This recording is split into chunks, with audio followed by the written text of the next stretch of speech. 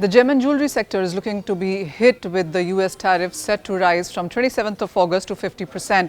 Remember, it was 7th of August that 25% tariff was already imposed. And at that as well, the jewellery sector thought that this was something that is not workable. The jewellery sector works with 5 to 20% of a margin, and 25% was stretching it too far. 50% the industry says is no starter. The US and India bilateral trade stands at $190 billion and approximately $48.2 billion of India's merchandise export is what will attract tariffs. The 5 rounds of US and India negotiations have been done so far. The 6th round that was anticipated in the 3rd week of August clearly has been postponed with no date in sight. The gem and jewellery sector, the US accounts for nearly $10 billion, which is 30% of India's annual gems and jewellery exports to the country. Now, there are various countries with lower tariffs like China, Thailand, Turkey, Vietnam, Italy, etc. So while India is looking at 50% tariffs, Turkey is at 15%, Vietnam 20%, Thailand at 19%. So the other competitors or peers are working with 15 to 20%, while India is staring at 50%. And it's not just about jewellery, because when you look at the diamonds, India is the world's largest hub for diamond cutting and polishing. 9 out of 10 diamonds are cut and polished in India, and this is a sector that is going to be really hit. When we look at the tariffs, well, it would increase the cost of Indian exports to the US.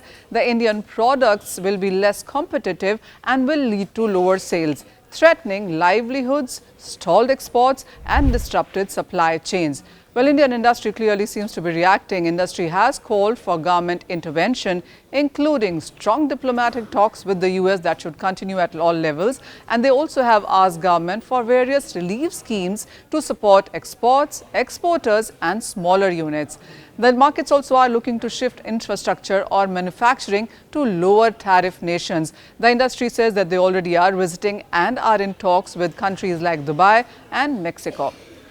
The concerns really are about employment.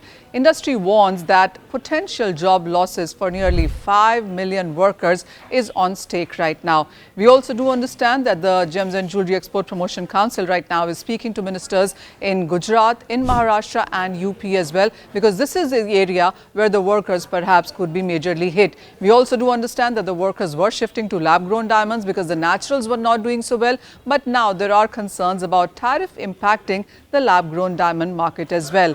Mumbai SEEPS does have 200 exporting units employing nearly 50,000 people, and there are concerns here. The industry also tells us that there is some reverse jobs that they're looking for the labor here. It also is about that next 3 to 4 months the industry perhaps will still be in a wait and watch mode. This has been a very fast evolving numbers that we've seen come in from US here, but the expectation is that if things do not get resolved in next 3 or 4 months, then it is going to be about long-term expenditure, long-term investment outside the country, manufacturing units, perhaps opening offices in countries like Singapore and Dubai and other countries. And then it also would be about some job layoffs that we could be looking at in the industry. The industry, though, is hopeful about more sales happening in the Indian markets because this is festival and wedding season here as well. But with the record high gold prices, even that's a bit of a question mark right now. So the next couple of months, 3 to 4 months perhaps, there is some uncertain times that the gem and jewellery industry is looking at.